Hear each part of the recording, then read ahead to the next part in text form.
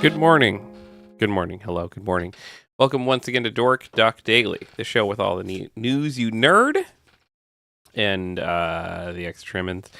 Today is Am I the Asshole Day, the day with Selena's favorite song. It's her favorite. She loves it so much. Good morning, Sam. Good game on first. I don't think it'll be picked up on any of these. I accidentally Charlie Browned myself. Well, you can kind of see it in that one. When I shaved my head last. Hold on, I have to let that in. When I shaved my head last, I missed this part right here, which is easy to do because I don't really have hair on the top of my head. And I missed the front floof. And as it's now growing longer, I have a full-on Charlie Brown haircut. And it's, Sam says, I thought you fixed that when you mentioned it to us. I did not. It's just there. I just keep wearing hats. And going, it's fine. Good morning, Sam. Good morning, Vince. Hello. Hello, friends. Hello, Pancake. She's been very snuggly this morning, which is like huge for her because she's never, unless you're Pete the cat, she's never really all that snuggly. But she has been this morning. Hi. She's also very it's cracks me up because she's like, holy shit, let me in. I need to know what you're doing, and I need to know you're okay, and I need this door open, and I need to snuggle you for a brief moment, and then she just leaves. Well, yeah, she wants to make sure she has access. That needs to happen. Yeah. Whether or not she actually needs to be in here doesn't matter, but she needs to have complete access to you at all times.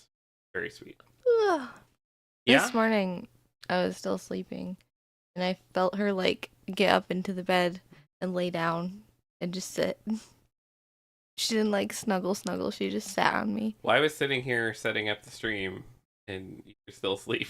And I was trying to figure out what I was gonna am I gonna wake her up? What's gonna happen with that? What's going on? And Pancake came running in and snuggled up next to you, and I was like, "Oh, are you snuggling with Mama?" And she turned and looked at me, like, "What do you think, idiot?" That's what I'm doing. I'm laying down. Why do you have to say something? Why do you have to ruin everything? She's very not sassy. Selena. She's very sassy with you sometimes. Sometimes. She's just a girl, hey, Jeff. Chiyu. Good morning, Chiyu. Good morning, Shiki. She's just a girl. Girl. Yeah. Yeah, sitting around listening to Ethel Cain with you. Yeah, we watch Yellow Jackets together. Yeah. Any console besides Nintendo? We only have one Nintendo story this morning. And then I think we have a Sony story. Yeah, it's going to be heavy in the news for the next couple of weeks. All the Nintendo stuff, and then people will pretend it's not a console again. Tends to be the way of. You got your Fox? Yeah. I mean, how about playing any console besides Nintendo? I'm down with that too. I don't know. I really like Nintendo as a software company. I think they're really good developers. And they make really good video games. And then you have to get their consoles to play their video games. But I think I might be good for a while. I don't think I need the new one. I'm not getting the new one. I barely play my Switch as is. That's kind of the thing. Is I'm kind of there too, where I'm just. I'm broke. Why would I spend so much money on that when I don't utilize the one that I have?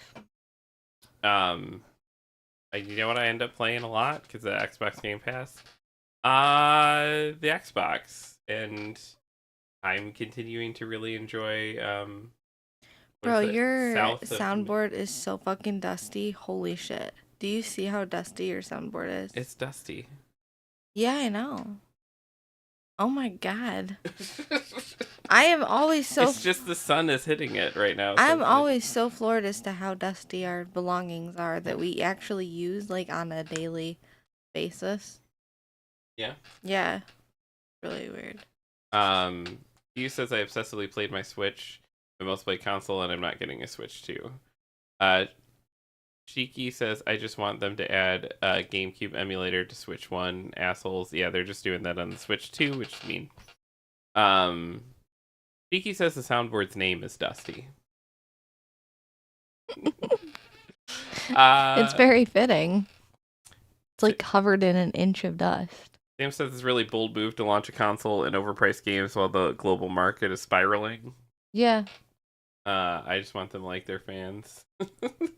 He said I named him. Yeah, you've named a lot of things on this show. It's a weird legacy. I just want to take like one of those. I have like a dusting thing that I used. I want to take it and like, but I can't because then it might move something that.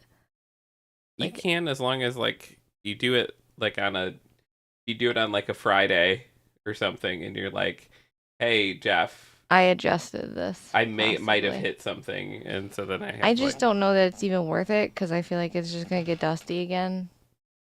I mean, that's everything in life is a Sisyphean action.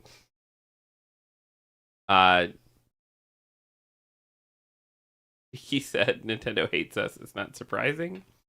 G says the mere practice of $80 for codes is so gross. And I said, my dad, as a person with money, and Cheeky can vouch, is the only reason I'm not getting into it. But one thing people with money can't stand is paying for something we don't own. Yeah. It's the whole thing is wild. I don't really understand any of it. What's up, Lingsy? Cheeky says take a picture of it, then dust it, and then refer to against the picture. Vin says I probably get to stay console light. I have two Silent Hill 2s to speedrun The Last of Us, and I'm considering Soulsborne games. Yes, please, yes. Plus, for personal downtime, I've got Fear and Hunger 1 to complete, Fear and Hunger 2, and Void Stranger. And I play slow. Yeah. Well, I'm enjoying the crap out of what's that game called? South of Midnight, which continues to be like. I like watching you play that game. Yeah. It's fun. Although when we were watching The Last of Us, like the show last night, we got the Steelbook. It's amazing. I'm so happy. Like I showed off. I like technically not really a birthday present because it wasn't my birthday, but it was like so close to my birthday that I was like, I'm considering this a birthday present.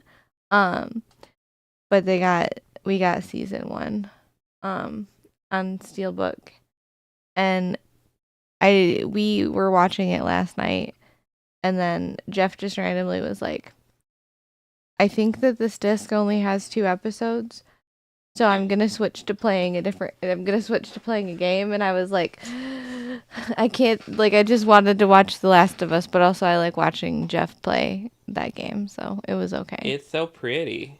It's really pretty. Yeah, there's only 2 episodes in the first. I got really twitchy the other day because we got a different one too. I forgot what Steelbook we got, and we got them both together. And like you were showing the kids one, and I was in the other room, and you were like, "Look at this," and they were like, "No way!" And in my head, I was like, "If they open that Steelbook, I'm gonna be so sad because I wanted to open the Steelbook." It was, yeah. I let them. I think it was Spirited Away. Yeah, it was. They were excited about Spirited Away, and I was like, "Oh, I don't care if they open that one, but like this is special to me, please." I'm begging. Does it actually have a lot of discs? It does, yeah. There's only one disc that has 3 episodes on it. All the rest of them are 2. Because What's the point? What's the point? They can't fit it all on one disc? Yeah, because it's 4K. I see. Um, That makes sense. She says that game is so good. South of Midnight's, the gameplay aspect of it is not bad, but not good either. It's just fine. But everything else about that game is a 10 out of 10, which means it like falls in like your mileage may vary, but like the music of that game, the world building of that game, the characters, the dialogue, that stuff's all 10 out of 10. And so I'm having a really good time. If anyone's button up against that game and like I don't know, I would say just like lower the difficulty just so you can see all the cool stuff. Yeah, it's neat. It's fun to watch. It says, Lings, have you played Silent Hill 2 Remake yet? New speedrun tech discovered just recently. That's awesome. Lingsy says new Black Mirror though. Chef's Kiss. Yeah, although that fucked us up and I got Selena to watch it for one night. We watched the first 2 episodes, and every night since she's been like, no. I don't need new Black Mirror. Thank you.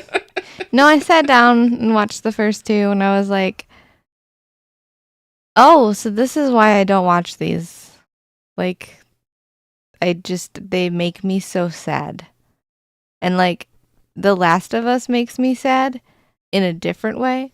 And like other things I stopped watching Breaking Bad too. Like we got through season 2 and I was like, I think I can step away from this now. I think I've been hurt enough. Thank you. I'm done.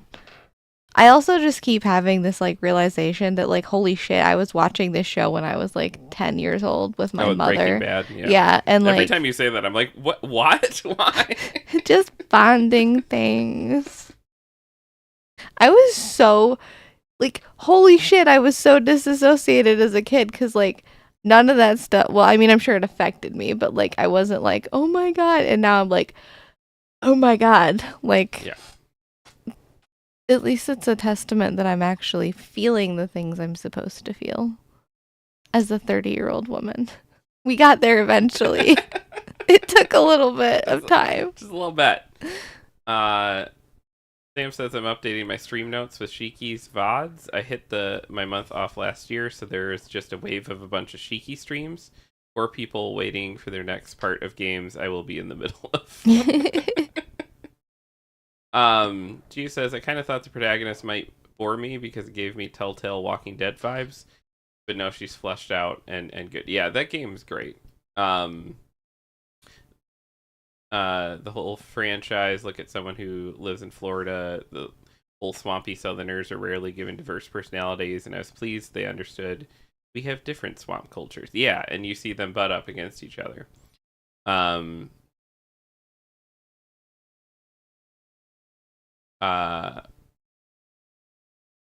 Shiki says, creeping dread and an existential horror are excellent when done well. I love how uncomfortable it makes me. I get confused when people are like, it's changed. It's not how like it used to be. They lost the plot. Like, no, they didn't. First 2 were good. The second one, okay. Yeah. I don't want to talk about those too much because Sam and Shiki haven't watched them yet. But,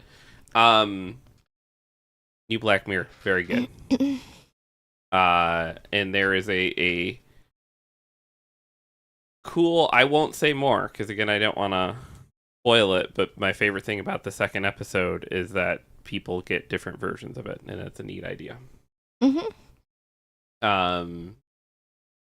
Yeah, it's I like existential horror, and like I think my brain is just so like, oh my God, this could actually happen, and then I start like spiraling because the world is in a not great place right now, so I'm just like, it's just a show. Mike says Black Mirror's been great. Sam says Black Mirror makes me endlessly sad. Yeah. Me too. Like says people get different versions of it. Yes. I didn't realize that. But it's that show's just neat. It's very fun.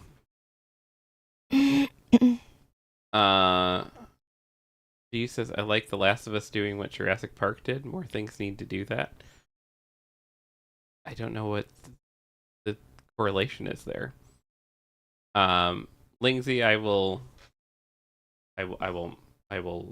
message you at Yeah, I'll just DM you later.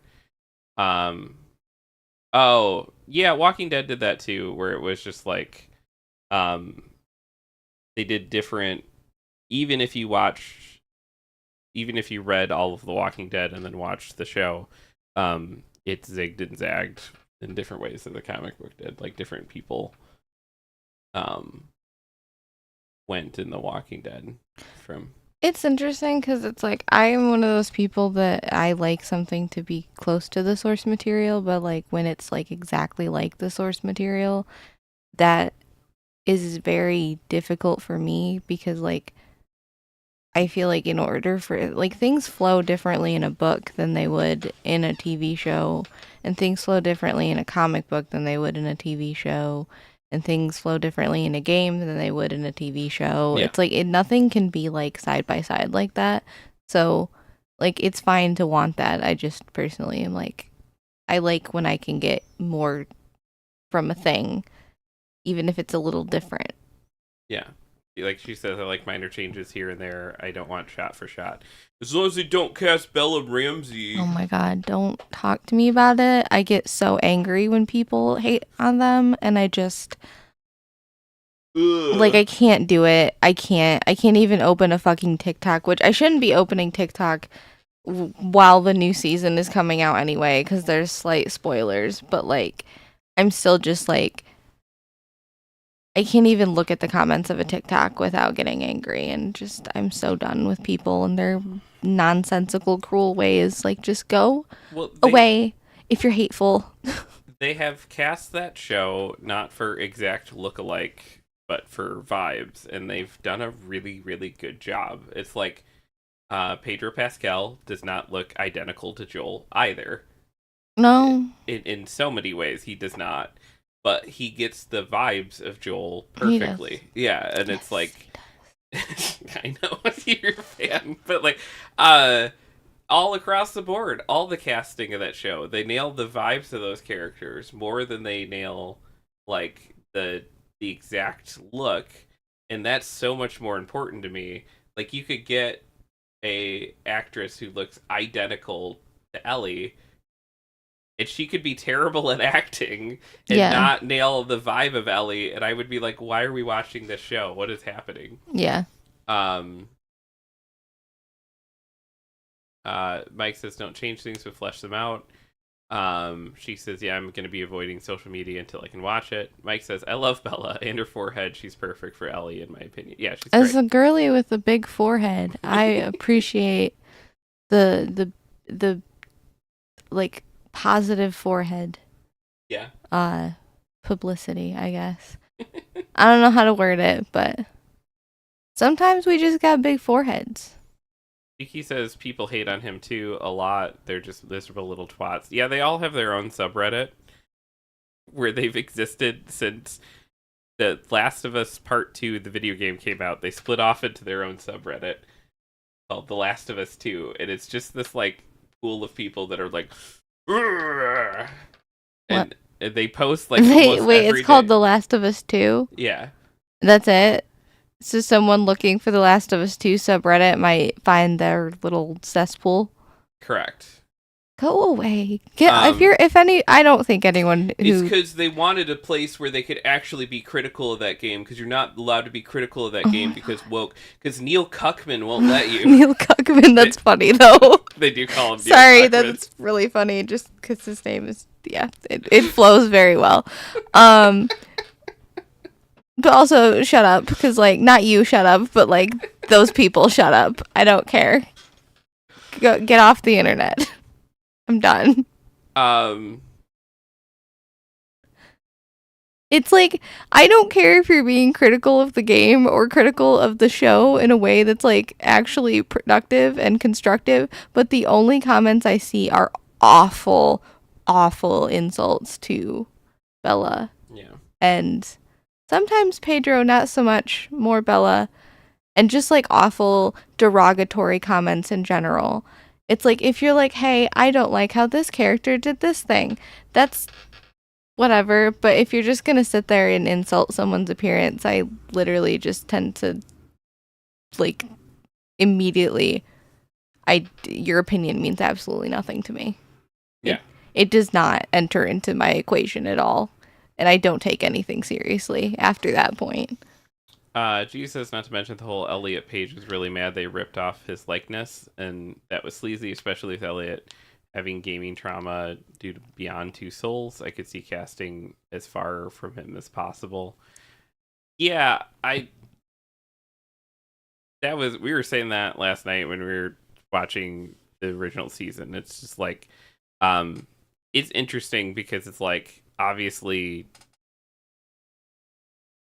Ellie's personality is very much every role that Elliot Page played for, like, that, like, she's basically Juno. She's basically, like, every role that she played around that era, Whip It and all those movies, like, or every role that he played around that era, Whip It and all those movies, Elliot Page was, like, embodying that. They seem to take that and put that in The Last of Us. And Elliot Page was kind of upset about that, of just like, this is clearly my shtick and my... Oh, interesting. I never knew that. I guess I wasn't playing the game when it first came out, or paying attention to any discourse around it.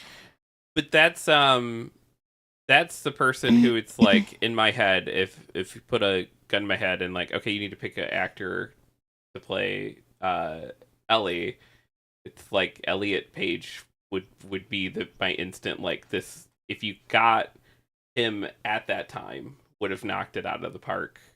10 out of 10. Yeah. Interesting enough, like, I didn't realize this till I was listening to the podcast from this week. Hi, Waffles. Come here. But Caitlin Dever, who they cast to play Abby, was gonna originally be cast to play Ellie when they're gonna do it as a movie several years back. That's someone else that I would be like, hello, that person could have killed that role. Hello, I never would have beautiful. seen Bella in it because I wasn't a Game of Thrones person. But they're killing it. I think they're doing a really great job. And like, fan casting is really silly. It's so interesting to me because, like, when Game of Thrones was happening, people loved them. Like, people loved Bella Ramsey. They thought that they were awesome and, like, super cool, great acting, like, 10 out of 10.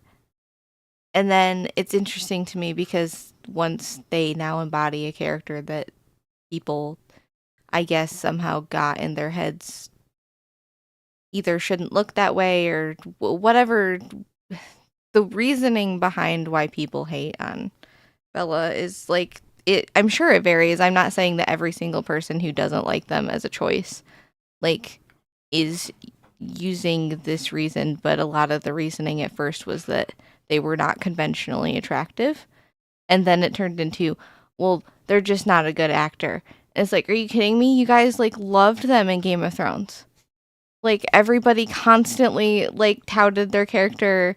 I forget their character's name in Game of Thrones because it's been literally forever. But I know, like, hi. And Snuggle. I know. She's so snuggly. She's also biting my finger occasionally. Shiki says the thing that their thing is that they're the people that aren't being critical. They're like people who make disgusting, bigoted jokes and going, guys, it's dark humor. Like, no, they're just shitty and want their space to be shitty. Yeah. Mike says half of those people think they can write a better story, but they also got an F on their English exams. Waffles. She says Waffles is a Bella Ramsey. Yeah. She says Bella's stunning, though, not romantically stunning, just like they give me Norse power god energy, and I love watching them be heroic. Yeah.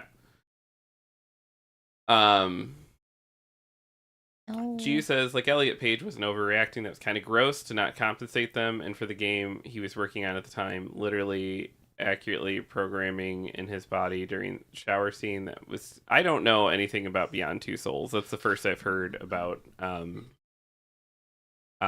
any I've been Beyond meaning Two Souls to stuff. Poke around with that game because I didn't know anything about it, but then I had learned through TikTok that Elliot Page had something to do with it, and I was like, oh. That guy's like one of those like very weird Like he makes just like really really weird games that are very Girl. have very weird choices. Heavy Rain is the other game he made. Speaking of fingers. Oh, what the fuck are you doing, man? She's like, it kind of hurts, but like, she's also. I don't understand why you're doing that. It's like looks like she's being affectionate, but she's just like gnawing on your finger. On each one, she's like picking one and then being like nom nom nom, and then moving on to the next one. You can hear her. She's like, Waffles, he's so silly. Mike says, put anyone in the spotlight and they will have critics. Critics being dumb people shouting across the internet. Yeah. Shiki says, I really enjoyed Beyond Two Souls. It was such a good game. It's emotional as fuck. Yeah, it's been on my list for forever. Yeah, I'm gonna have to look into all that. Because like I'm not a part of the fandom or the discourse with that game at all. But yeah, I would definitely have some notes if all of that is true. Because that stuff's all weird. Any of the video game adaptee stuff gets really weird really quick. We don't just cover our thoughts on Last of Us on this show. We should have a whole segment called "What Does Selena Think of The Last of Us?" Yeah. Yeah. Okay. We could do an episode by episode podcast if you want. I wouldn't be opposed to that because I could talk about that show and the game for literally like hours and hours and hours. For the rest of your life. Yeah, I think that's like a good way. I was meaning to pitch that to you, but we don't have any extra time right now. But like, I think that would be a fun way to like make sure that all of our hyperfixations stay in our orbit, because like I haven't talked about Twin Peaks in like 2 months. Mm-hmm. And like that's still in my head. It's still there. Every time I see Twin Peaks, I'm just like it all just wants to like.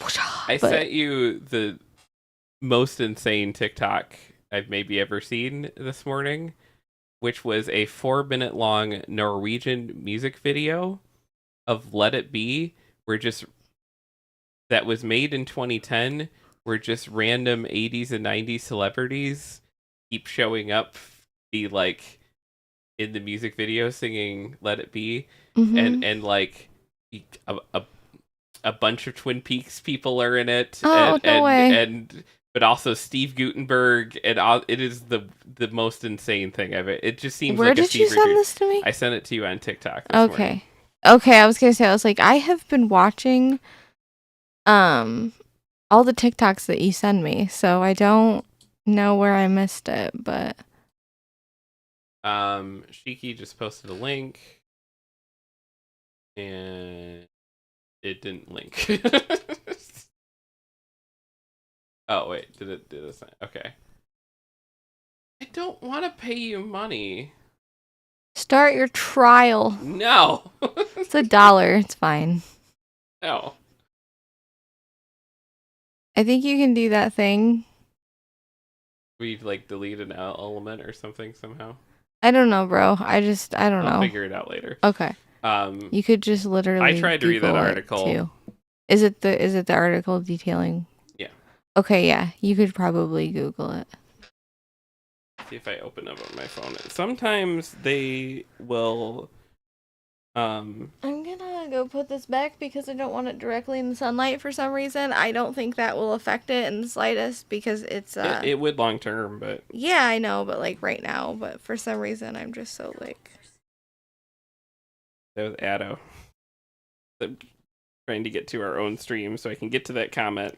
There's something sticky on the back of it already. You opened on your phone, it all showed up. Yeah, sometimes it works out like that, where there won't be a... It was just tape. Nobody panic, it was just tape. I'm the only person who was panicking, but nobody else panic. It's okay. I'll be right back. I gotta go put this back on the shelf. Or back in the living room, because I'm gonna watch this myself later if I have to. Yeah, it's not... On phones, it's not paywalled, but it is on computers, and then that'll happen vice versa, too. As someone who finds articles and then sends them to himself to read on a show on a computer, it's a wild, wild world. All right, this is from Business Insider from April 20th, 2015 by Ben Gilbert. Shiki just sent this in. I'm going to do my best as we're reading this to change the word to not Deb name Elliot Page, but this was an article written in 2015. So if I do that, that is accidental. Okay. if that Elliot Page explored legal action against Sony after the nude video game images leaked online. Elliot Page has never appeared nude in a film. He did, however, appear nude in a video game. As a result, Page explored legal action. Emails from the Sony email breach show, according to WikiLeaks archive of leaked Sony emails. The game Beyond Two Souls, and it's exclusive to the PlayStation 3. In one scene, Page's character takes a shower. His character model... Oh my gosh, it's trying to get me to pay for this again. Can I do a reader? Mm-hmm.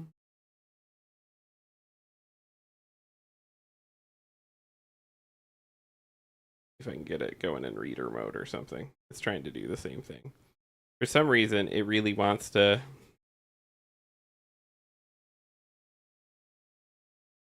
Okay. Love of... I might not be able to read this article. I've tried several times and failed. Vince said, I started watching Twin Peaks, and then Pandora added Twin Peaks music to my Silent Hill 2 OST Pandora radio station. That's amazing. Twin Peaks is great. You got to get through the second season. That's where most people fall off.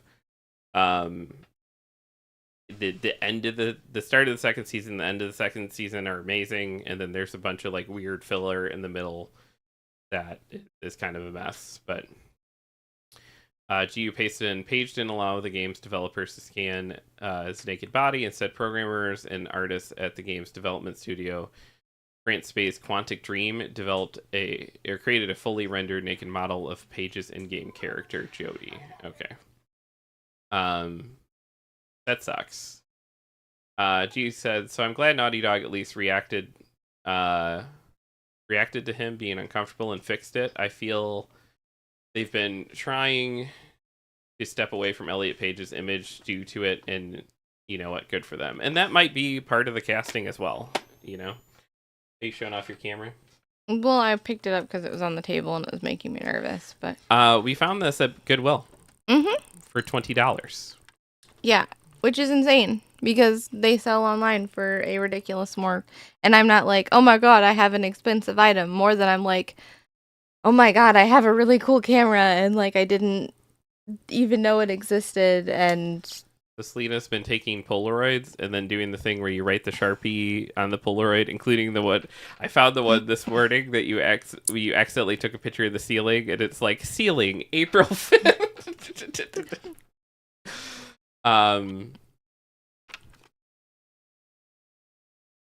Shiki says, ooh, that's nice. She says you don't have to read it on here, but I sent you screenshots of it for whenever. Yeah, I appreciate that always. I try really hard not to just like run with it. It's no offense to anyone. It'd be true of anybody, but like run with anything that any person says in the chat. I would rather like read a thing out there that exists that has theoretically been kind of thing, but I also try not to dismiss anything anyone says, which is like a really hard line to walk and go on. Taking a picture of your facts? no, I'm just messing around with it right now. Okay. That's why you sent for it. Sam says, I don't run at all, so I get it. Did you say something about running? No, you said you tend not to run with what people say. Oh, I get the joke now. I'm like not even part of this right now, and I'm just in my own little world. Taking Polaroids. But I'm still like an active part of the conversation. Yeah. I think that's what a lot of people don't understand about me as a person. I get yelled at a lot for being on my phone when we're like out in public, but I do it because I'm like overstimulated and need like like we'll be having like dinner conversation with like people that we go out with, like because we go out for like tacos sometimes or whatever, and everyone always makes fun of me for being on my phone. And like it's not like I'm like even really super like engulfed in what I'm doing on my phone. It's like I'm just using it as like a coping tool because I'm overstimulated. But it's so funny because they'll be like they'll be talking and then they'll be like, yeah, what does Selena think about that? And like they don't expect me to be paying attention to the conversation at all, but I've been listening the whole time. You're able to just, or I'll just jump in randomly and it throws everyone off every single time. It's like like I know it can be considered rude, so I try not to do it, but like at the same time, like I think that's the hardest thing for any of us that are on any level of the spectrum is like things that we do, which is fine, but then like understanding that like it's fine that we do these things, but also understanding that it might come across as rude. Yeah, or right, but like when I get like twitchy is when I've explained that like I'm not doing it like to be rude, and I'm sorry if it comes across that way, and like I'll like actively try to be better at it and like not do it, and like I'll even like spend whole times without my phone on me, and then like nobody will talk to me, and I don't mean it in like a mean way, I just mean it in like nobody will like have a conversation that I feel I can directly jump into because I don't know any of the things that are being talked about. So I'll just sit here and just be like, la la la, and then everyone will be like, oh, when I pull out my phone when I'm not being spoken to, they'll be like, oh, there she goes again, and I'm like, yeah, no one was talking to me anyway. It's funny because it's like my friend Mary, who knows me probably better than anybody at this point, except for Selena and my ex-wife. Those are like the three people that have just like spent way too much. Like Vince got all the early seasons, like has that, but like just taken so much raw adult Jeffrey. It's just happened, and. Raw adult Jeffrey he one day, so weird. That's why I said it that way. Okay. But he one day said one of the funniest things. He's like, Jeff, I don't know if you understand this about yourself. He's like, most. Yeah. He said, most people will be like, hey, make yourself at home. Grab whatever you want from the fridge. Grab whatever you want out of the cupboard. Most people will say that, and they don't actually mean it. There are, like, things in the fridge and the cupboard that if you grab, they'll be mad and upset. He's like, you are fundamentally the only person I met that's anybody vaguely friendly could come in here, and you'd be like, hey, can I have that? Oh, yeah, sure, I'll figure out something out. Like, anything. He's like, everything about your vibe, though, says that that's not the truth. So most people, like... I came over once, very early on into our hangouts, and someone else had to tell me that it was okay to grab something from the fridge, because you didn't tell me that. You didn't say anything, and they were like, hey, do you want anything from the fridge? I don't live here, but, like, he didn't offer. It was amazing. What is up, Lightkind? Says the Switch 2 is a ripoff, but I'm addicted. Are you getting one? Because we're in that spot where we're probably not, but pretty swell. I suppose we should actually cover news stories. Maybe, possibly, perhaps, at some point. We do cover news on the show. We have a whole segment. We call it the Daily Quack.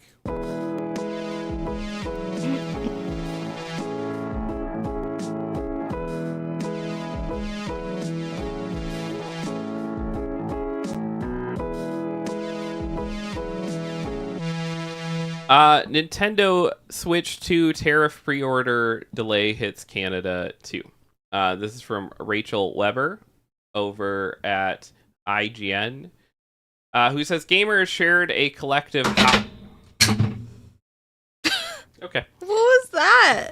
That was my phone doing backflips. Okay, Because I thought it was the capture card. I was like, why was that up there in the first place? no, it was my phone starting to do backflips because it happened to be sitting here and then something texted or something.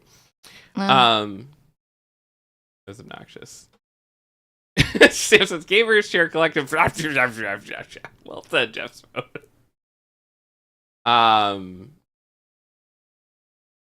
Yeah, it's insane. Okay.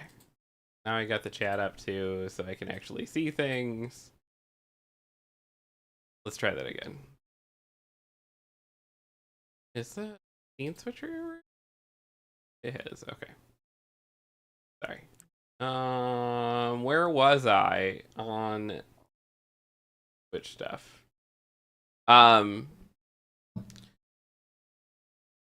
Gamers Share Collective Howl of Pain last week as the Nintendo Switch 2 pre-order date went from April 9th to who the hell knows after import tariffs enacted by President Trump sent financial markets spiraling. And the issue has spread across the border. Nintendo Canada confirmed that pre-orders are also delayed there. So you can forget all about making a pre-order via your cousin that lives in Winnipeg. Pre-orders for the Switch 2 in Canada will not start on April 9th. In order to align with the timing for pre-orders to be determined in the US, Nintendo of Canada said in a statement to Canadian tech site Mobile Syrup. Mobile Syrup is the name of the tech site in Canada? That's amazing. Huh. Lindsay says, my goodness, the price of the Switch 2. Yes, you can get a cheap Switch 2 that is region locked to Japan if you speak Japanese. It seems like the tariff stuff is entirely what's being built into that price, which probably is very annoying if you live in the UK. I'm so sorry. I'm so sorry.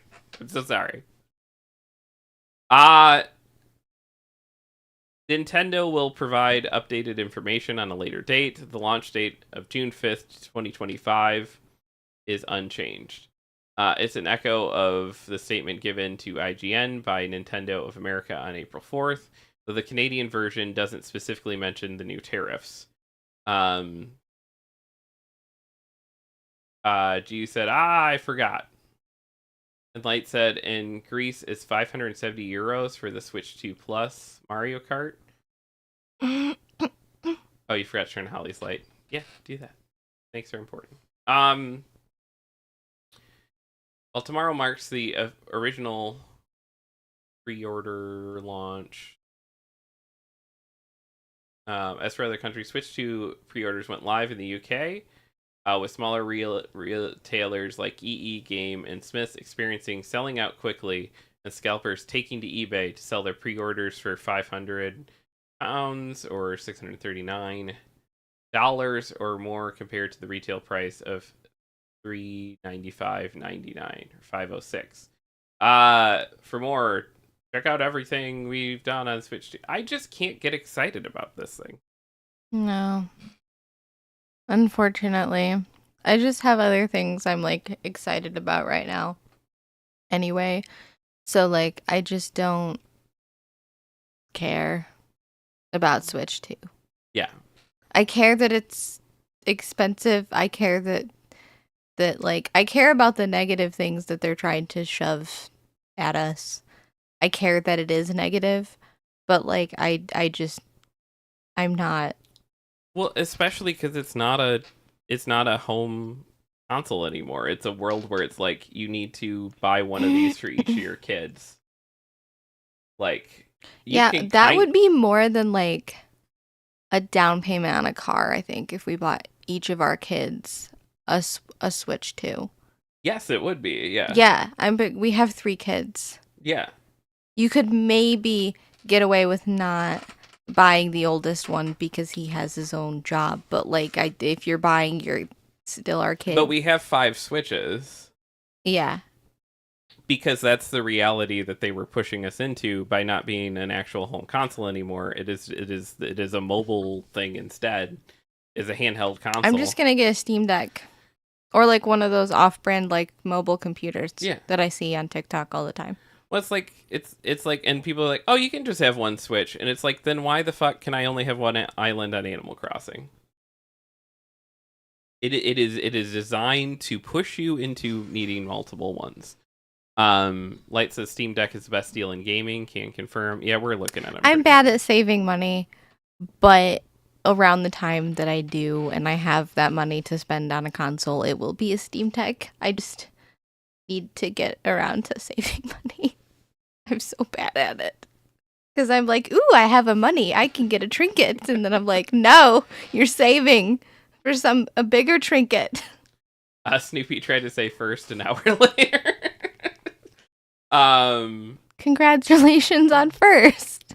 No, Sam beat you. Well, I was being sarcastic. No, Snoopy has had a lot of luck coming in super late and grabbing the first one just like an hour late, just because people don't grab it. And, okay. And so this is the first day. Sam beat you to it. She said, I said this in other chats, I'll say it here, Nintendo also isn't trying to age with its audience. I don't mean game-wise or thematically, that much money for still zero disability features. Well, and a lot of the features they're like touting, they're like, and online chat. And it's just like, guys, it's not 2005. Like, what are you? No. Some of the sharing features on that thing are cool. I will give it that. So yeah, you have to pay as Lindsay just pointed out, it's like 75 quid for Mario Kart. I didn't realize our door was open. Just all of our dresser drawers are just wide open. Yeah. I didn't Lindsay says 75 quid for Mario Kart. I don't know what that translates to in American dollars. I think it's 80 here. But the one nice thing about that stuff is that, based on my understanding, if I get a Switch 2 and get Mario Kart for it, you can play with me on your Switch 1, and that's neat. That those features exist. Will that work as well as it's working in some of these presentation videos and stuff? Probably not. Is that a cool idea when there's all these houses that have like multiple, switches in them? I think that's neat. I like that it's fully backwards compatible. The Switch has a extremely good library. Maybe one of the best, because like the Wii U was so abysmal in sales that they basically repurposed so much of the Wii U library as just a Switch game. So you get like almost the entire Wii U library. You get the Switch library. So if you get the Switch 2, it's backwards compatible to the Switch, and you get quite a bit of stuff. I don't know, but they never did that Wind Waker remaster re-release. That was the one thing that's like trapped on the Wii U. It's so frustrating. What is up, Dylan?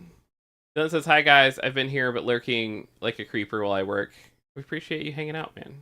Good seeing you. GU says Steam and Sony are so ahead on disability, and Nintendo literally isn't even trying. They're not trying a lot of stuff. Cheeky says 75 quid is $99. Gross. Okay. Light says, I completely agree, but I think the casual gamers are going to be the trendsetter in the end. I boycotted the Switch 1 for 8 years. Where did that get me? The Switch 1 was the most successful console ever. I'm going to enjoy games I missed for the 8 years and get... Yeah, if you, for some reason, never got a Switch, there's a decent selling point here, because it's like that the thing's backwards compatible. It'll run Switch games better. Sam says nothing is truly trapped on consoles. Fair.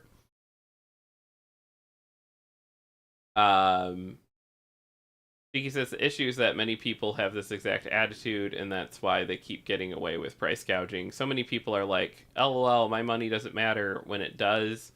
And when they keep charging too much, they keep charging full price for games for several years because people still buy them. Yeah, it sucks because it's like we're always in this weird relationship of capitalism and art and everything else. And it's like, I think that people would be. I would pay $100 for every video game if you could tell me that $100 was going to the people that made the art and the music, and like if the majority of the money was going to make sure all those wonderful, amazing, creative people that do such beautiful things could eat. I would pay $150 for a game. I would pay the problem is, as these prices go up more and more and more, we're also seeing all of these layoffs constantly. And to be fair, Nintendo's not one of those companies we've reported layoffs on, to my knowledge. To my knowledge, they take care of their employees. But the problem is when they come out and they start charging $100 for a game, then so is Ubisoft, and so is all these places that don't take care of their employees. And then that $100 is not going to go to actually taking care of these people. It's going to go to just line the pockets of businessmen that don't care about shit. Question for you that has nothing to do with what we're talking about. Sorry, I had to add something to my calendar real quick. Okay. The first Saturday of May is Free Comic Book Day, right? Correct. Okay, sorry. I'm adding it to my friend's calendar, too, because we have, like, a communal calendar that we all add. Oh, for your craft nights? I've been trying to, like, get better at using it because, like, not only do I use Google Calendar sometimes, but I've never been able to, like, actually, like, get into using Google Calendar, if that makes any sense. Yeah.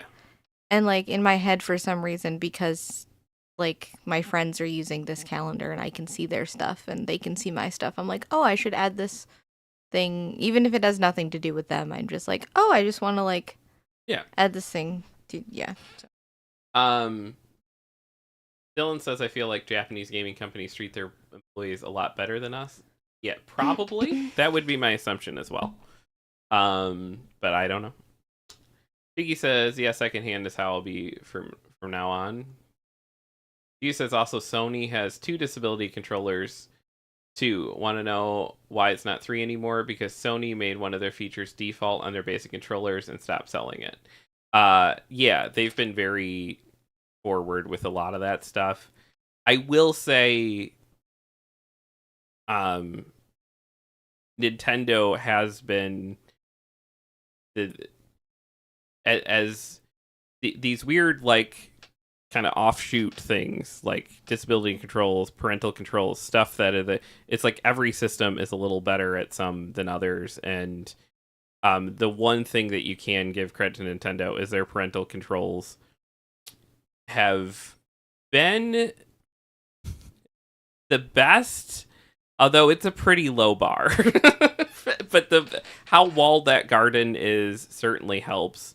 The user system on the Switch, again, they have built a console that is meant so you're supposed to have 5 consoles. You're not supposed to have a family Switch. They will let you do it, but if you have multiple Switches, the parental controls on the Nintendo are just about perfect, and they're kind of broken on everything else. Xbox is better than the Sony, but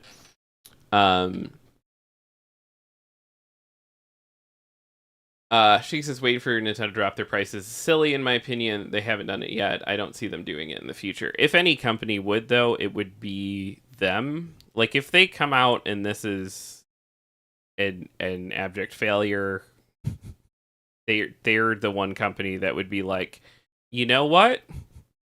Here is the Switch 2 Lite, and it's $100. I could see Nintendo weirdly doing stuff like that. They're, at the end of the day, like a toy company, or as much or more so than a video game company. Sam says, I don't know if I was a bad kid, but parental controls never once worked on me.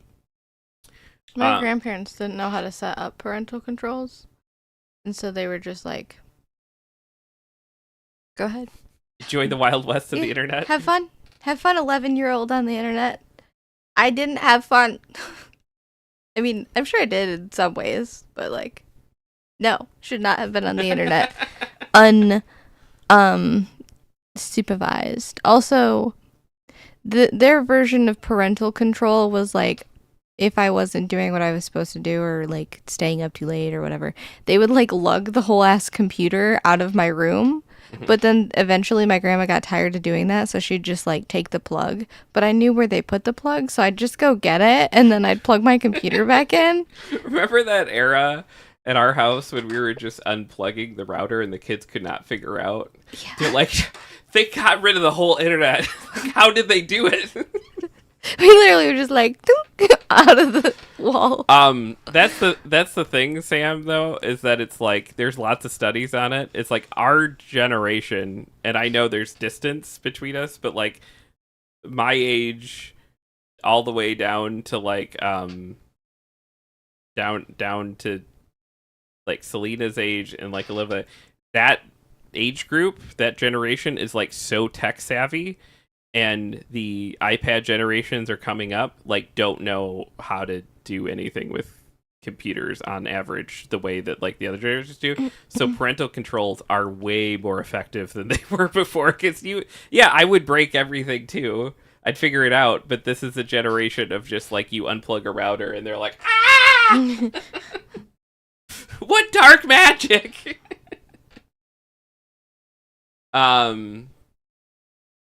Cheeky says my dad used the last four of his social for any parental controls. Yeah, that doesn't work. You have to come up with the. What sucks is like We've straight up told our kids our password and they just forget it. Well, when we had to like reset everything and double down, it's like we had new passwords for everything, and our routers locked down in the way that it's like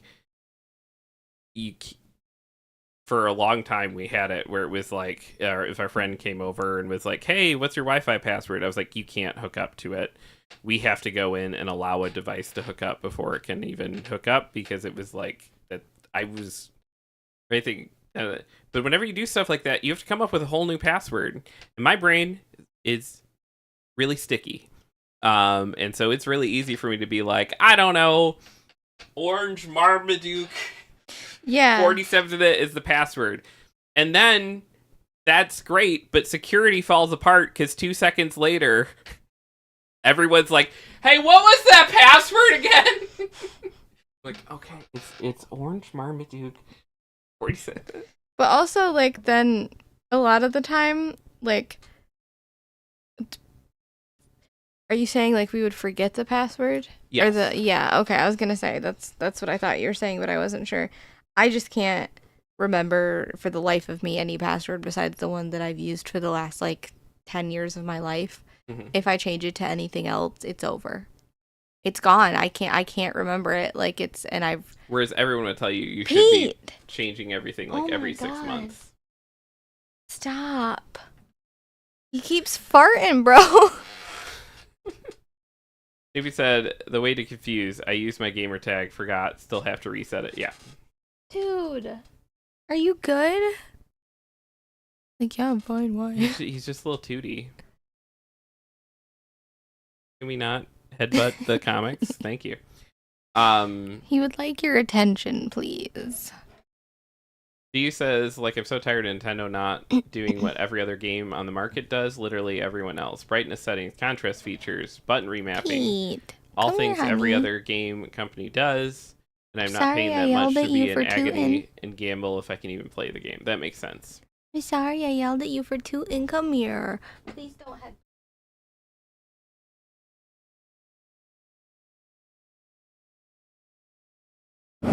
Oh. Hi, honey. Hi. My biggest pleasant surprise of 2025 so far has been the free prequel to one of my favorite indie RPGs made with FromSoft's 25-year-old game-making toolset. Okay, bye. That's Ted Litchfield of PC Gamer. All the cats are like shedding super bad. Yeah, it's springtime. I know, but still. 2023's Luna Sid is one of my favorite indie dungeon crawlers in just games, period, of the last few years. It's a first-person RPG taking after From Software's Kingsfield series, set in the unforgettable subterranean world festooned with secrets. Creator Kira LLC just released their next project, a follow-up to Luna Sid, but there are more than a few twists to it. Lunacid Tears of the Moon is a prequel set thousands of years before the main game, and it was made with appropriately primeval tools. Sword of Moonlight, a game-making toolset based on Kingsfield, released from FromSoft in the year 2000 and maintained by a dedicated community ever since. It allowed for a small but noteworthy catalog of user-made dungeon crawlers in Kingsfield distinctive style to accumulate over the years, a scene that reminds me of the Thief fan mission community or the huge collection of custom Neverwinter Nights campaigns. Tears of the Moon is also completely free, even through the permissive EULA for Sword of Moonlight does seem to allow for commercial works. You can grab Tears of the Moon off Steam with only a separate download of the game soundtrack costing $4. Here's a look at this game, which is made with a tool set that was given to fans in 2000. I love everything about those sentences.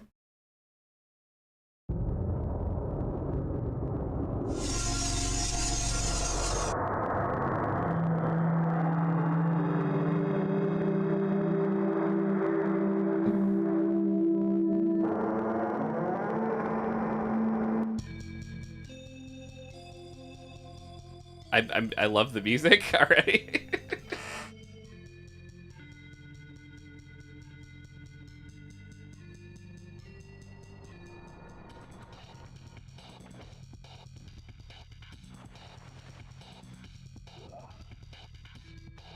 Have you ever played the Kingsfield games? Mm-mm. They're a precursor to Dark Souls.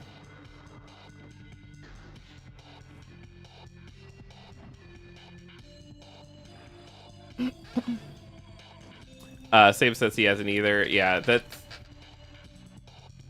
the history of From Software is prior to Demon Souls coming out. They're largely defined by Armored Core and the Kingsfield games.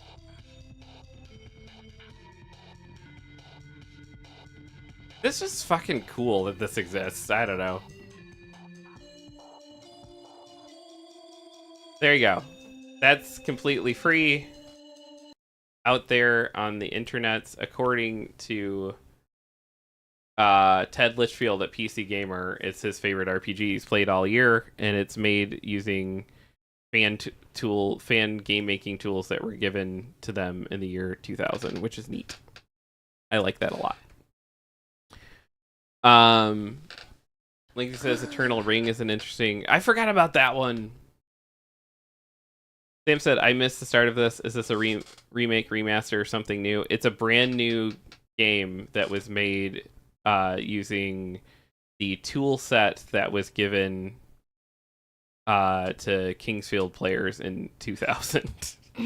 It was like, hey, if you guys want to make your own stuff, here you go. Here's the Moon has a truly wonderful isolating quality of sparse atmospheric exploration and heavy first-person games like Thief, System Shock, or Metroid Prime. After an hour exploring its hub area and twisty first dungeon, all I've thought about is getting back for more of it. The combat has the same acquired taste crappiness that I do happen to love of so many older first-person games centered on melee combat. You're always doing the Ultima Underworld Elder-Scroll shuffle. Bop enemies at close range and either back away or circle strafe to avoid their counterattacks. Here with no blocking, dodging, parrying, or alternative attacks to speak of. Yeah, that's just cool. Trying to switch scenes and it is not letting me. There we go. Okay. Go add it to your libraries, nerds. And then Sam said, oh, Jeff.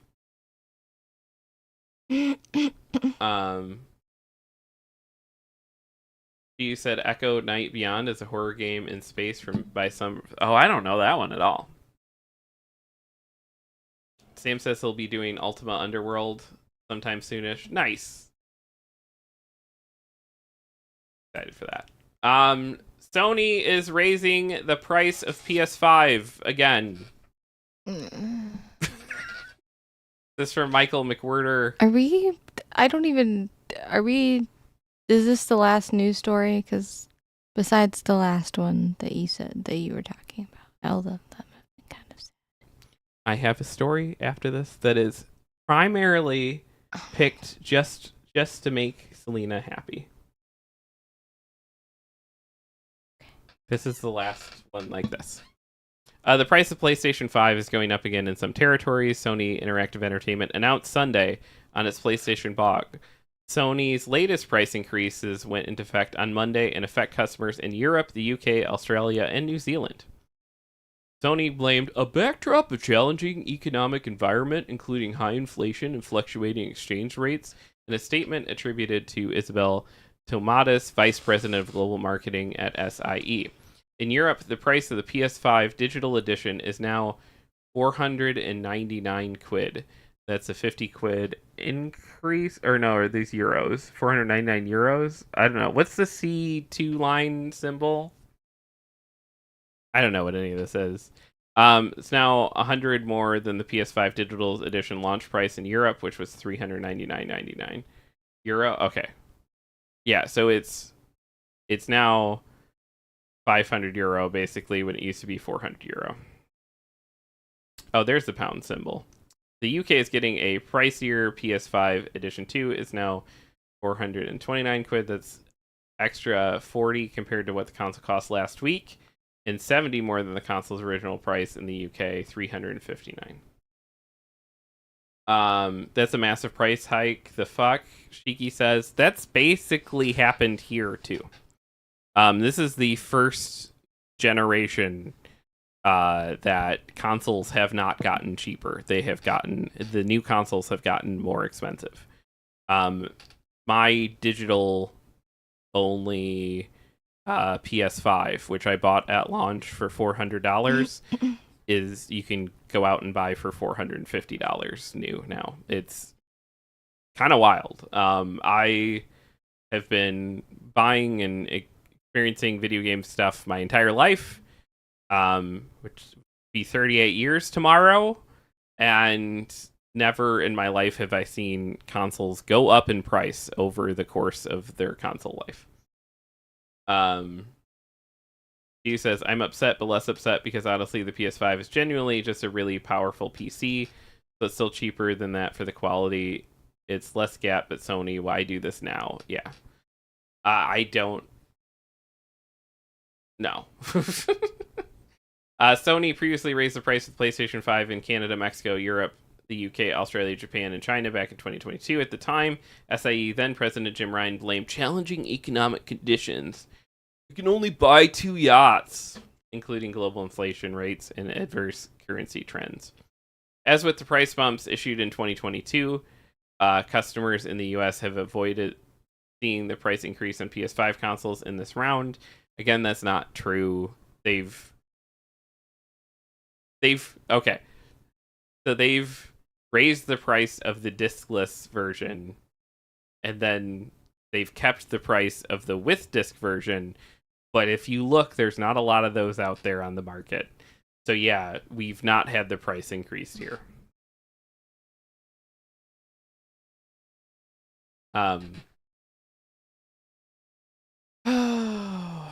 Trying to sneak in under the radar during the Switch fiasco. Yeah. That's actually not a bad plan. To dump the news that way. All right. Now a story to bring Selena back in before a song sends her right back out. A beloved pet tortoise is reunited with its family weeks after disappearing in a Mississippi tornado. Didn't we already read this at one point? Or are people just losing turtles? Like a lot. I feel like we read this at some point. Did? Just got... No, like a long time ago. A long time ago? So like it wouldn't be the same turtle probably, but like it's not the same turtle. Its name is Myrtle. Sam says we had a similar story months ago. Okay. Yes, thank God. For some reason, my memory has decided to work in a really weird way. Sam said, imagine the same turtle running away twice. This is from Sophie Bates at AP News, who says, Kokomo, Mississippi, Myrtle, a cherished pet Hold on, tortoise. sorry, I'm stretching.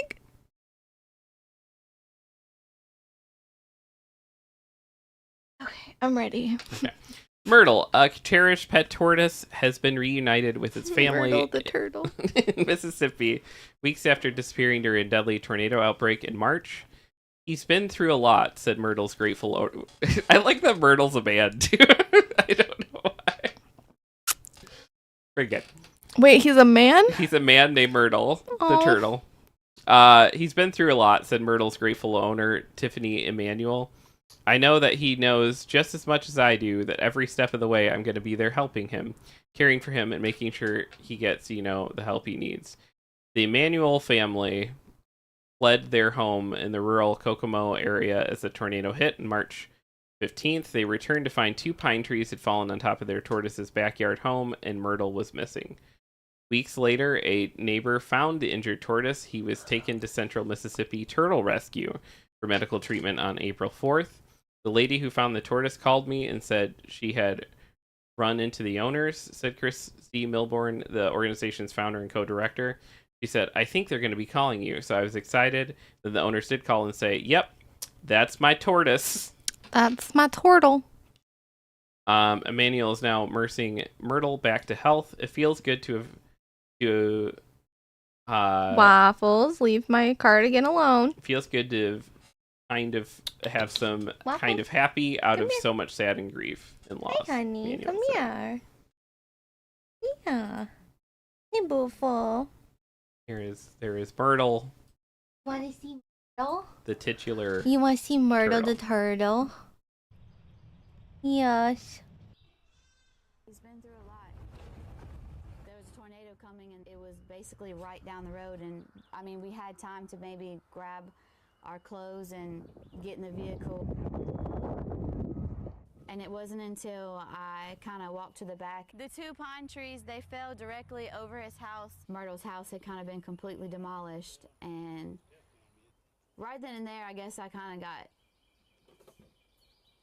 a little nervous because I thought maybe he might have been in there. April 4th, I believe, was the date. We got a phone call. No from turtle a lady drop-offs. down in the Tylertown area that said she had found what she believed was a sulcata. Look at tortoise. this, The like, lady who Band-Aids found on it the shelf. told me, and she said she had run into the owners. And she said, I think they're going to be calling you. So I was excited, and then the owners did call and say, yeah, that's my tortoise. She That's had my sort tortoise. of, made peace with the fact that she'd probably Aw. never see him again. You're a And, tortoise shell cat. lo and behold, a miracle. You kind of have It similar. feels good to kind of have some Uh. kind of happy out of so much sad and grief and Ugh. loss. And I know that he knows just as much as I do that every step of the way I'm going to be there. That quick shot just to Help him tornado find destruction nothing. is just yeah, back to the turtle. And I was like, ah. Can we maybe? Oh, Waffles got scabby Yeah. on their chin. He said hi, Myrtle. It's that season again where I have to worry about you getting dry skin. You said here's what you want to do if you want Evil CO. You wait until Nintendo drops, and if it sells, you raise the price. Then you go, well, Nintendo did it first, and if they don't, you put And then reptile person. Tortoises are known escape artists. Is hilarious. I bet they are. Sam said waffles, not the cardigan again. Waffles likes gently destroying my clothing items. With love, huh? See, I'm just adding my own personal touch, Mom. Yeah. Just adding my own personal touch, huh? Yeah. She says tortoises probably shouldn't be pets, and a lot of people who own them are not responsible folks.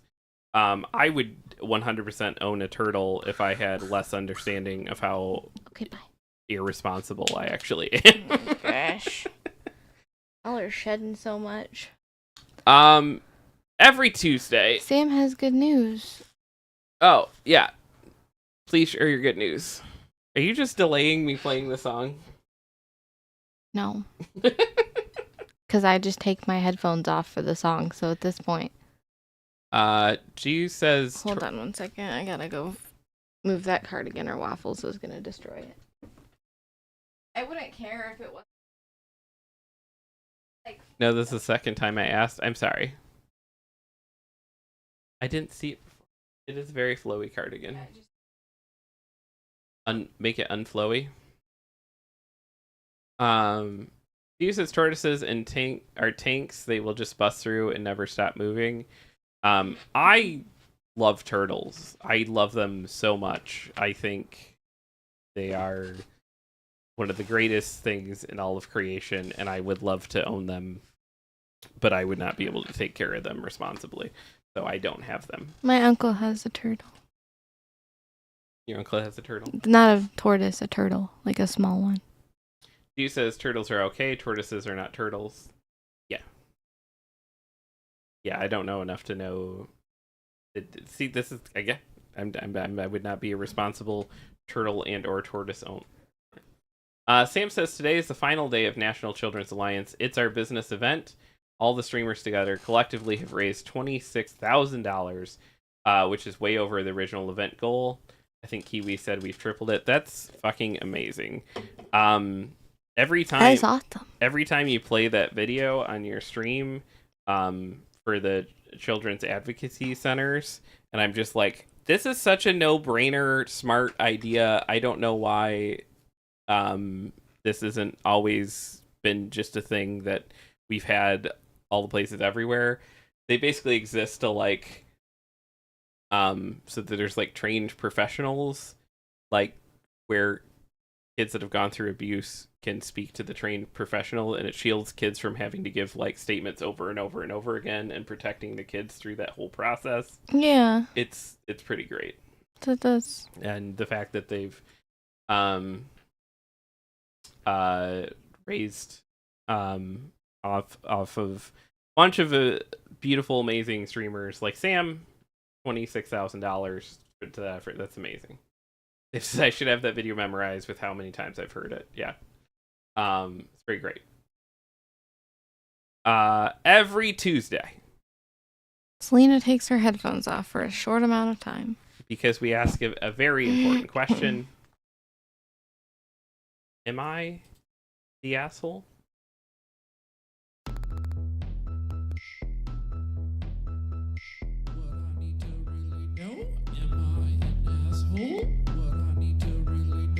Am I an asshole? Cannot be an asshole cause Oh, you cut it off.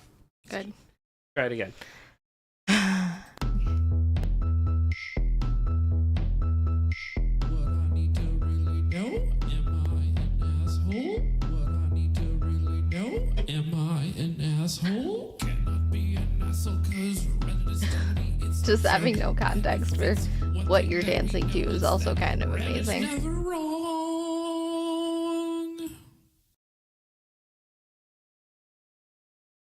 Yes, that's the theme song that I worked so hard on that Selena does not like for some reason. No, I already see enough cat butt in my day, okay? We have 4 of them. G said that's a sulcata or Galapagos tortoise. They weigh 110 pounds or 200 pounds depending on species, not dispersed like a snake. Also, they need actual sunlight, like outdoor sunlight, and they live 100 years. That's amazing. I love how long they live. One of my favorite. They're wise. Yes. Would I be the asshole if I cut off my wife's mocktails? What does that mean? What? Like, cut them off as in, like, not allowed to drink them anymore? Yeah. What? Would I be the asshole if I cut off my wife's mocktails? I've always enjoyed cooking. My wife, coincidentally, does not. So I usually prepare our meals from scratch. This has also applied to our beverages. Alcoholic at first, and mocktails once our kid was born. I don't really miss the alcohol so much as the fruity creative drinks that can be made at home. So mocktails when we're alone, and normal drinks for me when people come over, and a mocktail for my wife. Thing is, she started to drink less and less, which is totally fine. But she insists on me making mocktails full of expensive syrups and herbs, dried fruit, and whatnot for her that go almost completely untouched once it hits the table. This has been going on for more than a year, and it bums me out that I'm essentially throwing expensive stuff directly to the sink, which I pay for or make. He keeps insisting on having mocktails, and when confronted about it says, "I'm a slow drinker. You know this about me," and shrugs it off, saying she's not obligated to finish her drinks. She's asking me to brew ginger beer from scratch, dry green apples, buy Edelweiss or amaretto syrups, and once the mocktail is served, hours go by and it goes warm and turns into mush.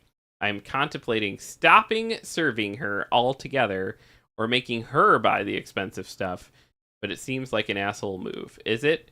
Would I be the asshole if I cut off my wife? I mean, just be like, bro, you're not drinking it. Let me make you less of one. Because you aren't drinking the full amount. I don't think the less of it would actually... It would somewhat curb the or thing. Or just don't use the expensive syrups and just, like... Tell her put, like, water and shit in it. If she's not drinking it, why does it matter? She says, I'm kind of with him on this. Like, you don't owe her the energy for it to be wasted, and it costs a lot. I will say, there are ways to enjoy things that aren't necessarily drinking it, right? Like, if she's a brand new mom. She is a brand new mom, and I'm guessing her life doesn't like having a brand new kid, a brand new baby is just like... It's been a year, but yeah. Still. Okay, I'm just letting you know. It's that a year is... The baby is still brand new, I know. Year is worse because, like, now they're starting to walk around and get into everything, and it's like your entire life is, like, stopping this, like, small, tiny human from, like, murdering itself 1,000 times a day. Maybe the one joy you get, maybe the one shred of, like, clinging to your old life as an actual human and not a caretaker is... Your husband makes you a pretty drink and you take a picture of it so that you can pretend to the outside world like you're still having fun. I think then you just care too much about what other people think. I agree. I'm not, but I'm also saying there are things that are potentially not being considered here that like are, she might be really enjoying and like feeling loved by you making her a cocktail even if she doesn't drink it, or a mocktail, right? Like if you're just like, I'm not doing it anymore, like without explaining, then that's rude, I guess. But like, I don't think you'd be an asshole to be like, yeah man, I'm not gonna go through all this effort if you're not gonna drink it. Yeah. Shiki says she deserves treats. She made the tiny human. That's something I agree with, but I think she should buy the ingredients. Yeah. I think it's fair to be like, hey, we're not really drinking these. Can we adjust how we're putting the stuff into it? Dylan says ways to enjoy it without drinking it. Are you telling her to butt chug mocktails? Oh my god.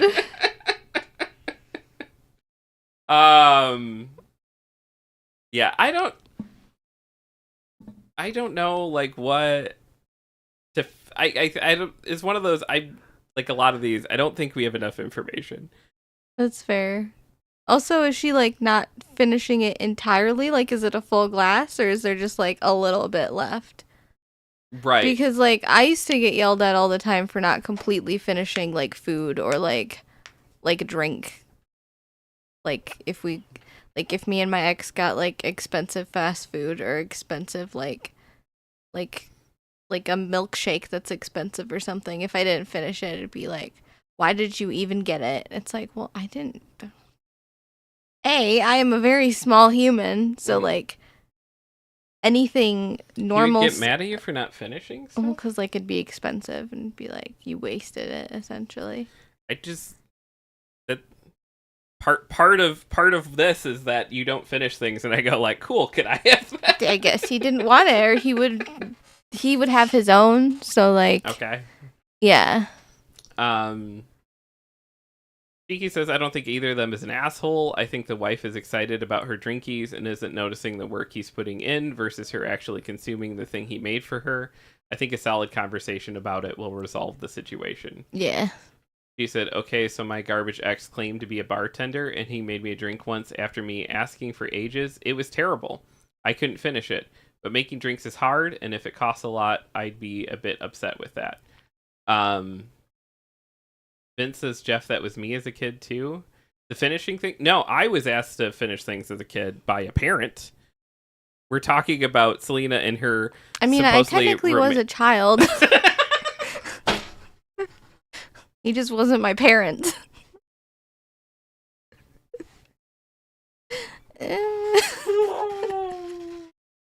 I'm sorry. I saw it, and I saw the ramp, and I was like, there it is. You can take that. And I'm just feeling spicy today. This is super uncomfortable. If I don't laugh, I'll cry, kind of thing. Yeah. I use humor to cope. Oh, goodness. Shiki said, I'm not clipping that, LMAO, but I snorted.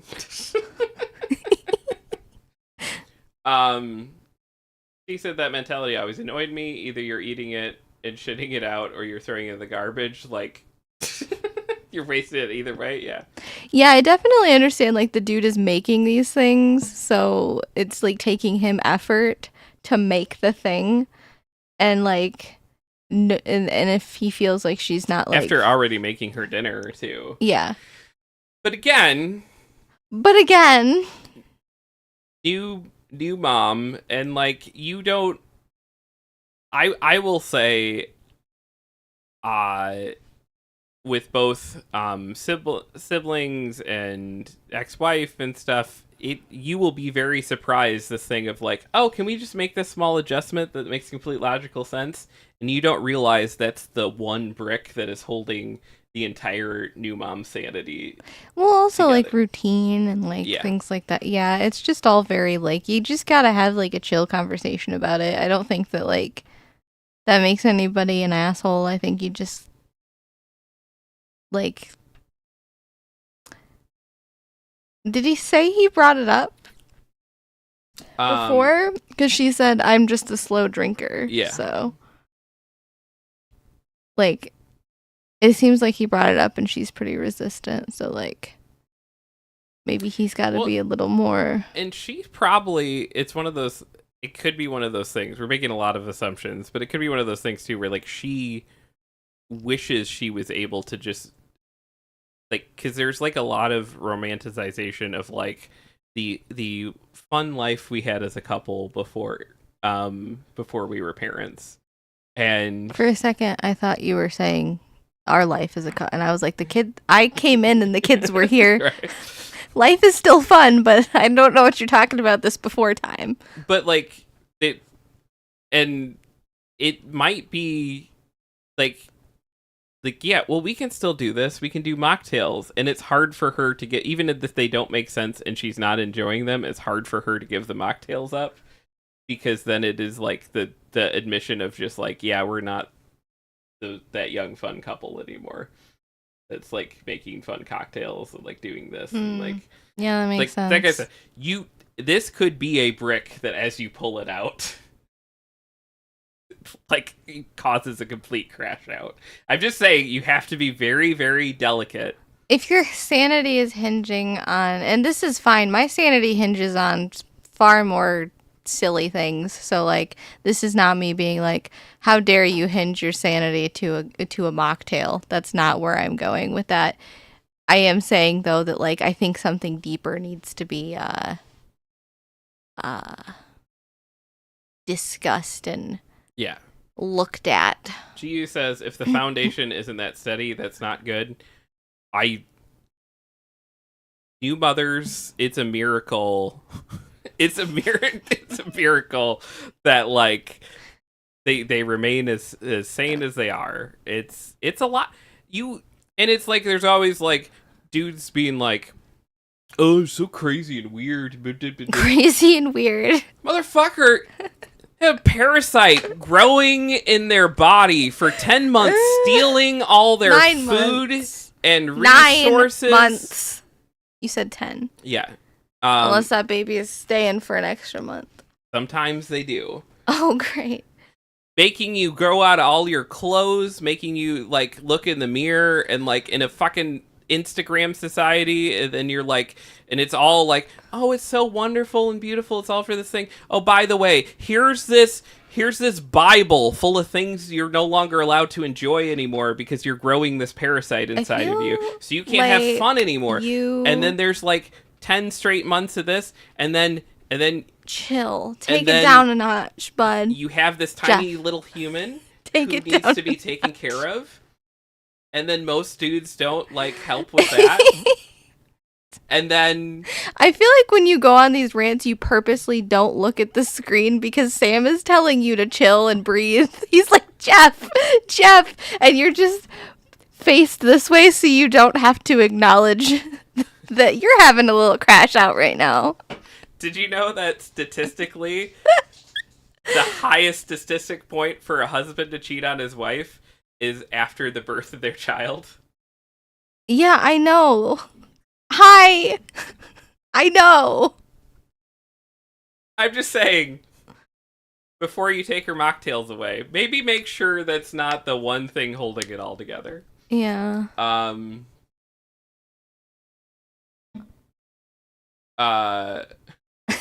said it's okay if you speak ignored. I was ignoring you, Sam. He needed full attention on his crash out. Dylan said, I didn't hear that she was a new mom. She created life and squeezed it out of her vagina. Just dump the damn drink at the end of the night and be happy that she got some semblance of happiness out of it. That's what I'm saying. Yeah. Call your moms, everyone. That the one time I, like, yell at my kids is when they, like, do shit to their mom. And, like, they've just, like, learned, like, that is not the area to and I'm that dad mess around with. I don't think their mom would ever say this to them, but I'm the dad that's like, she carried you around for 9 months. Can I be yeah, I mean, if you have a shitty mom, don't call your mom. I'm just saying, those of us who it's oh man, I need to call mine. I don't I'm not a good son. I need to work on it. Alright. Am I the asshole for calling my ex-wife's new boyfriend names in front of my kids? Yes. Probably. I don't know. Sam says I'm a good son, but a bad brother. I'm just bad at calling people as it is. I've owed Vince a phone call for like 8,000 years. You said gestures up at Snake Fact. My favorite thing about snakes is that they're so grouchy after. Like, they don't pretend they're fine. And you know what, women, hear me out. Love yourself like that. Yeah. I like snakes. After laying all the eggs. Okay. I missed that part. But yeah. They're just grouchy. And they're just like, I'm upset because I just got life out of me. It's fair. I don't know why we as a society like are just like, yeah, okay, here's like all the time off work. Yeah. Thank you for contributing to the human race. Some guy's like, what about me? What did I? You did your favorite thing 9 months ago. your favorite thing. Like, I'm not saying like that I would like become unhinged and unglued and well, I don't know exactly what I would be like post childbirth. I imagine I'd probably be not chill though. No, you would not be, but that's warranted and fine. The amount of fucking hormones that go through your body and stuff, like, it's fucking insane. I just feel like like a lot of, I forgot who it was that like one of my friends, I think, was in the hospital recently having a baby, and like, Bye, Sam. We love and appreciate you. goodbye. Have a good stream. We will be there shortly. But yeah, one of my friends was in the hospital recently having a baby, and they were talking about how bad they felt because they were like screaming at nurses, and it's like, if you're not like that normally, if you're not screaming at nurses outside of like when you're squeezing life out of your body, like I'm pretty sure you're okay. Now, if you like went in there otherwise and you're screaming at nurses, then I'm kind of like, maybe we don't do that because nurses are great and they don't deserve to be screamed at. But like, I think they understand too. I think a lot of like, especially in that specific like ward of a hospital or whatever, they're probably used to women being like, oh my god, get this thing out of me, please. She says we as a society are ruled by misogynistic men. They don't care about the baby once it's born, and they don't care about the baby factory before or after she pops out the baby. That's why. Yeah, but that's sad. Shiki said, yeah, no. The risk of postpartum depression and postpartum psychosis were two of the factors why I didn't even want kids. It's so crazy. Like, Shiki, I don't know if you think about this as a writer, but every TV show I watch in which a woman has a child and then has any kind of decision making after the fact, and like when you read online discourse and that's never weighed in, where they're like, oh, the writing's so terrible, this person's doing all this, and it's just like, Are you talking about Breaking Bad? I'm being very unspecific to not spoil lots of things, but like Breaking Bad's so old. The Breaking Bad's one of them, but like it's that specific like era of the show. Yeah. I didn't realize like how early she had her baby in that show. Yeah. Like I thought it was like far later in seasons. It's like season 2, I think. Yeah. Also, that's not a spoiler. She's pregnant as you go into the show. Okay. How is that a spoiler? We'll talk to you later.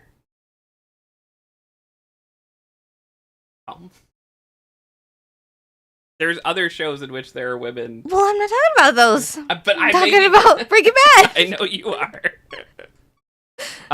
Okay. G says my mom had severe postpartum depression. Was like, you know what? Maybe I shouldn't do this. Sometimes I wonder. I did not live with my mother like 2 months after I was born, or 2 years after I was born, sorry. For sure I know that much. I don't know if it like started sooner than that. But I'm wondering like if my mom just had like some postpartum issues. You're just crashing out. And nobody like kind of thought to address those. Perhaps it's an under taken care of and under noted of thing.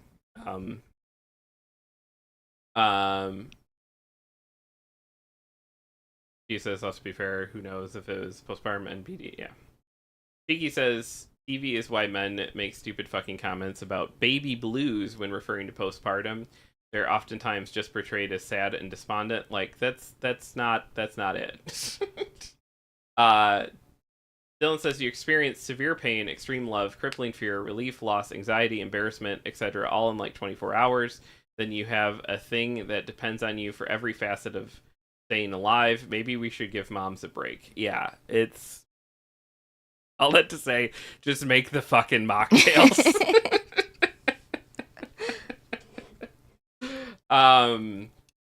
Alright.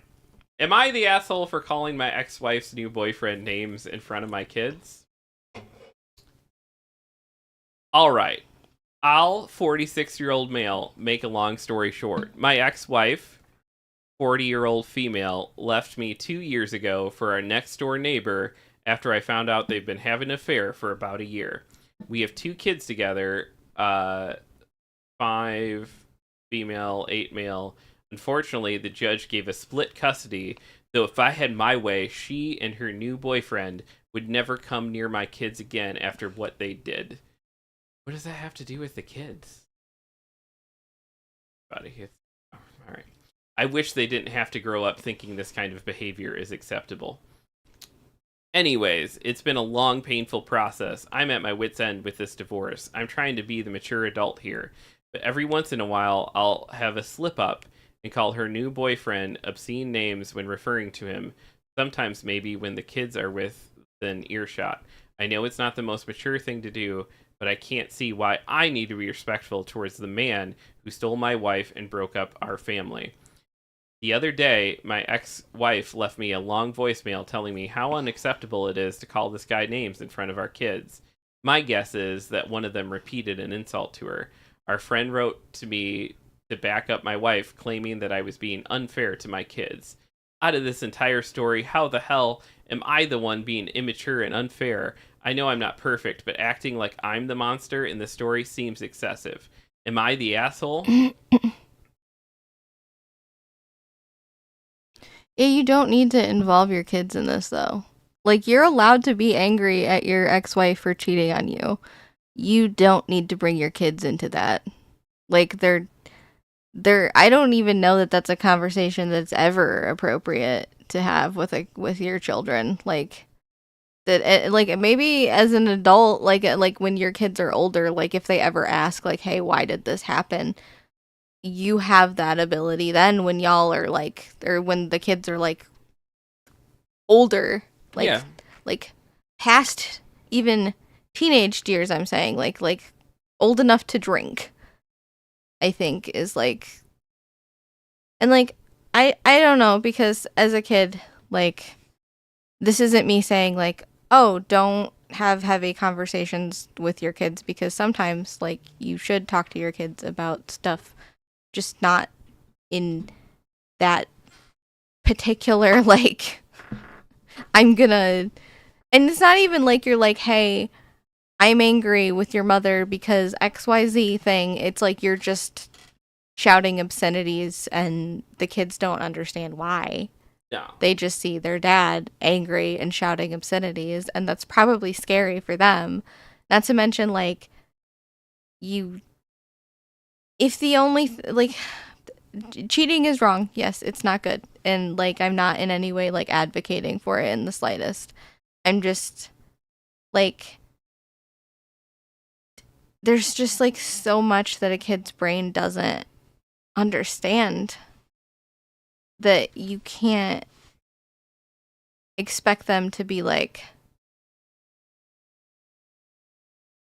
you can't just sit there and insult a person that, like, whether they did something wrong in your eyes to you or not, like, it's just confusing for them. Vince said, Jesus fucking Christ, leave the kids out of it. If my parents can do it, so can you. Like, my parents had a similar situation. Mom didn't leave Dad after affair, but trust was obliterated, and Dad believes she had a second one. She says she didn't. Dad still didn't badmouth Mom. Started slipping when we were teens, but not a ton. Yeah, it's like, there was a lot of people, like, mad at me for not going, like, full scorched earth with my ex, and at the end of the day, it's like, some people handle things better than others, and you know, Kim's someone who I love a lot, but we were not meant to be in a couple together. We have some great kids together, and we parented well together and continue to. But I don't know, I see this a lot because I get a lot of freshly divorced guys in the shop. And they're like real fresh, like freshly separated. And their instinct is to try to clamp down control even more. And unfortunately, there's like dudes in their ear, and maybe women too, you know, that are telling them that's the having right a conversation, freshly divorced, like, is different than like doing that in front of your kids. I'm not saying it's better. I'm not saying like that I think that it's acceptable that these men are being like coming in and trash talking their exes. No, I'm not saying that they can talk to me all they want. That's not what I'm saying. I'm saying, but the things they're saying, it sounds like this. Like this, oh yeah. this sounds like it'll be like, she agreed we weren't going to date anyone until the divorce was final, but she's dating someone, and like she's there with my kids at the park right now. On he's there, and I should be able to just go there because my kids are at the park. And you have to be like, dude, that's going to cause a lot of problems. It's going to cause so many problems. Like, if that's something that makes you uncomfortable, you need to have a conversation with her outside of showing up at a public place when the other guy is there and, like, being... But also there's this disconnect where it's like they're making the problem about the kids, but the problem is, like, they have a problem giving up the control and ownership of the ex. Yeah. And so they're just like spiraling, and then they start making it about the kids to like, and I get it. It's like you go a little crazy. I didn't do everything perfectly either, but you can't make, like, the kids don't deserve any of that. That's still their mom. That's still their mom. Who, again, going back to the one before, carried them for 9 months and did all that other stuff.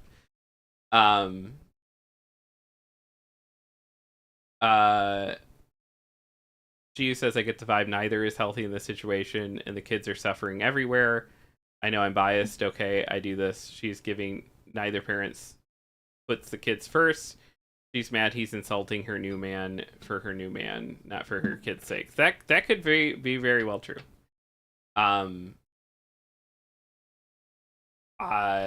Also, how long... They had an affair. Yes. It's been 2 years. Okay, I was going to say... My wife left me 2 years ago for our next-door neighbor. Okay. I thought that this was like... The affair happened, but she didn't introduce... I thought this was like she's introducing the kids very soon, and I was like, that's a whole ass other thing. Yeah, it was the like... next-door neighbor. My wife left me 2 years ago for a next-door neighbor after I found out they've been having an affair for a year. So she's been with this dude for 3 years. Yeah. How old are the kids? 5 and 8. Oh. No, you don't know. I'm sorry, I'm not in this, like... I am not even... Have a good day, Holt. Vaguely going to give this guy any... A 5-year-old and an 8-year-old is supposed to understand why their dad is, like, on an angry rampage. Yeah. Ben says, to play devil's advocate, she could be arguing on behalf of the kids, not her new man. And you can only control yourself. So it's like it is on you to be a very good parent and a very good ex-partner and a very good co-parent. It is on you to be those things regardless of what the other person is doing. Like, the kids have to be the priority. And you're not always going to make the best decisions, and that's also true of the other party. But you have to make the best decisions for your kids, and sitting there insulting a person that way is just not good for them.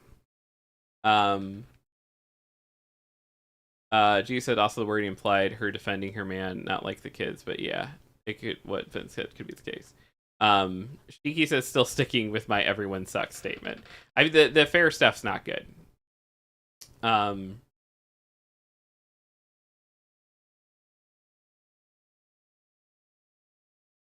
The top comment is, you're the asshole, and let's be clear, trying to be the mature adult here is not calling your ex's partner obscenities in front of your young children, and no one believes it's a slip-up. You want your kids to know you hate him, and I suspect you want them to hate him too. And then they quote them saying, I can't see why I need to be respectful towards the man who stole my wife and broke up our family. I because doing otherwise is called parental alienation, and your ex can take you to court for it. You're making your kids feel like they have to choose between you and their mom. Look, I get it. You feel wronged, and this whole situation isn't fair. Too bad. Suck it up for your kids and stop putting them in the middle. Vent to a therapist, because behaving like you're entitled to act like a petulant toddler isn't going to do your kids any good. Yeah, no, that's 100%. You said to the everyone sucks thing that Shiki said, yeah, same. I don't tend to know folks who cheat unless there's a real problem there. Yeah, very well could be. Hey, we're going to be live later today. At 8 p.m. Where's the... let me see if I can do like a little Joey capture thing. Let me see if I can find it. I was not prepped for this. We're gonna do a birthday show though. Because it's my birthday tomorrow, but tomorrow we got to do all comic book stuff. Like actual job stuff. Jeff won't take a day off for his birthday. It's on a Wednesday. Yeah, I know. Why would I take the Wednesday? I know. I'm just saying What are you just saying? that you deserve a day off for your birthday, but I also understand why you wouldn't. Do that. She says I miss Cat Butt song.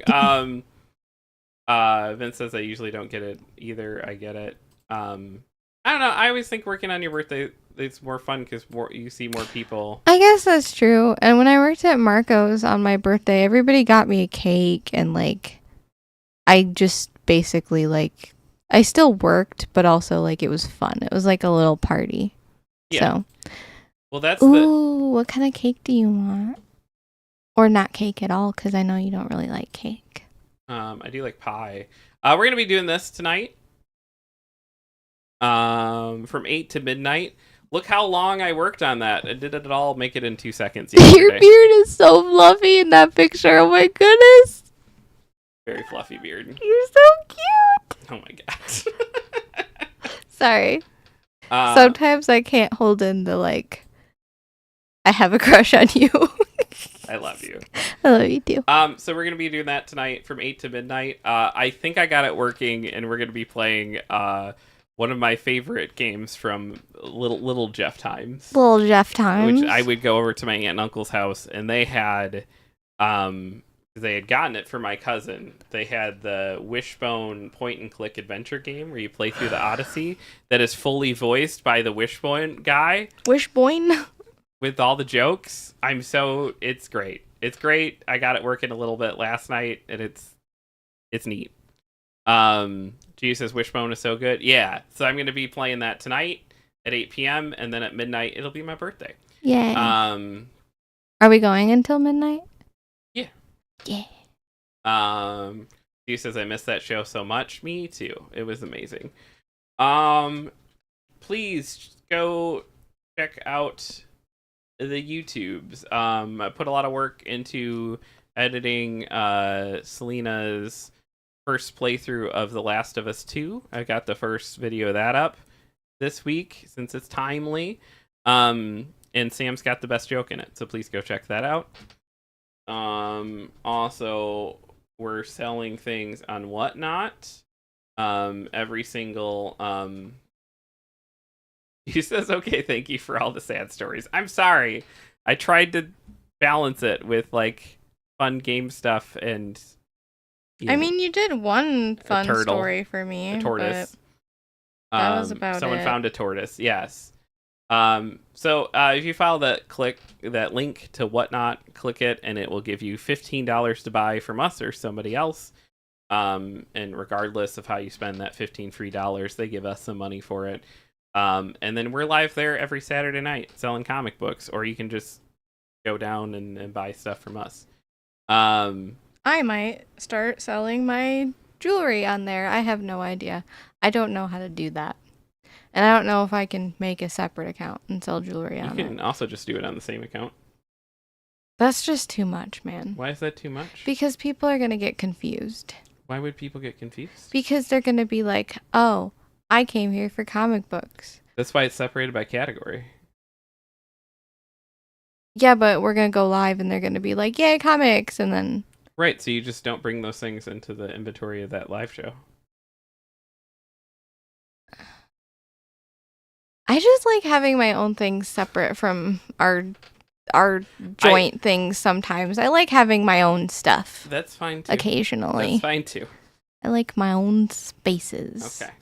You are allowed to be a part of those spaces. I just like having the space in which I can like be like, I named this space and I have I just like having my own space. Yeah. Oh yeah, I didn't take that as anything. Do you? Okay. Oh. Also, I didn't take that. You're allowed to have your own space. Are Okay. you sure? Yeah, we're gonna go say hi to Sam now. Those are the raid messages. There's one with sub emotes and one without sub emotes. And I'm gonna find the raid button. We're gonna go say hi to Sam. Sam's raising money for charity. This is the last day of it. Please be kind to our friends. Please, if you can, support our friends when they're doing cool things like raising money for charity.